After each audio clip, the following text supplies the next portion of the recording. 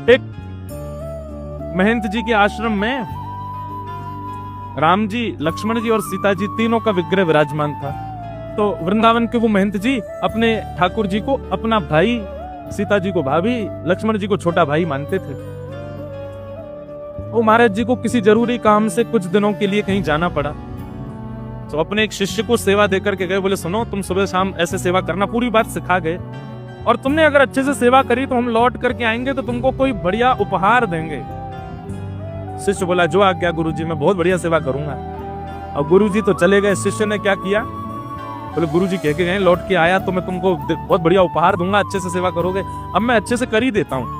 ये ठाकुर जी के बहुत दिनों से आंख नाक कान काले काले से पड़ गए, तो उसने लिया सरफ, और सरफ साबुन से ठाकुर जी पूरे ऊपर से नीचे तक मांज दिए, जैसे बर्तन मांजते हैं। ठाकुर जी की आंख मांज दी, मुंह मांज दिया, गाल मांज दिया, हाथ पांव में सब जगह सरफ साबुन लगा दिया। सरफ साबुन लगा दिया, ठाकुर जी का विग्रह चमकने तो लगा। और खुश हो गया, गुरु जी देखेंगे, अरे ऐसे चमक रहे हैं ठाकुर जी तो मुझे बहुत सुंदर उपहार देंगे। लेकिन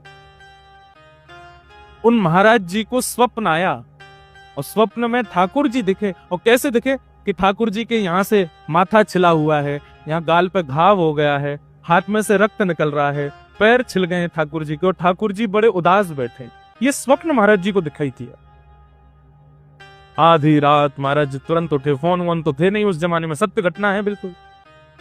अपने यजमानों से कहा अभी इसी वक्त हमको वृंदावन पहुंचाने की व्यवस्था करो। जैसे तैसे करके वे प्रातः काल तक वृंदावन पहुंचे। आकर के उन्होंने शिष्य को उठाया, बोले जल्दी मंदिर खोलो। कैसे सेवा की तुमने? बोले गुरुजी आप देखिए तो सही, एक बार ठाकुर जी को देखो तो सही, आप कहोगे कि हाँ इसे कहते सेवा।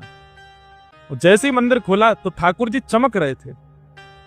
संत के नेत्रों में आंसू आ गए। बोले तू सही सही बता, तुझे मेरी सौगंध, तूने क्या किया ठाकुर जी के साथ?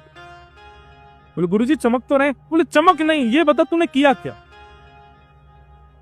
मैंने सरफ से ठाकुर जी को मांज दिया।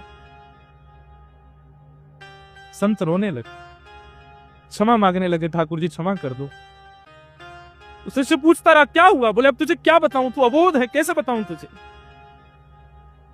संत तुरंत गए और वन में से कुछ जड़ी बूटियां तोड़ करके लाए, पीस करके एक सुंदर काढ़ा बनाया, काढ़ा ठाकुर जी को भोग लगाया, सुंदर एक लेप बनाया, और नेत्र बंद करके विचार किया ठाकुर जी को कहां कहां घाव थे, वहां वहां लेप लगाया ठाकुर जी के हाथों पर, मुख पर, पैरों पर। और 15 दिन तक ठाकुर जी को नित्य काढ़ा और लेप का जब भोग लगाया, तब 15 दिन बाद रात्रि में पुनः स्वप्न में ठाकुर जी मुस्कुराते हुए देखे। बोले अब हम स्वस्थ हो गए हैं, अब हम प्रसन्न हैं, अब आपकी सेवा से हम बड़े प्रसन्न हुए।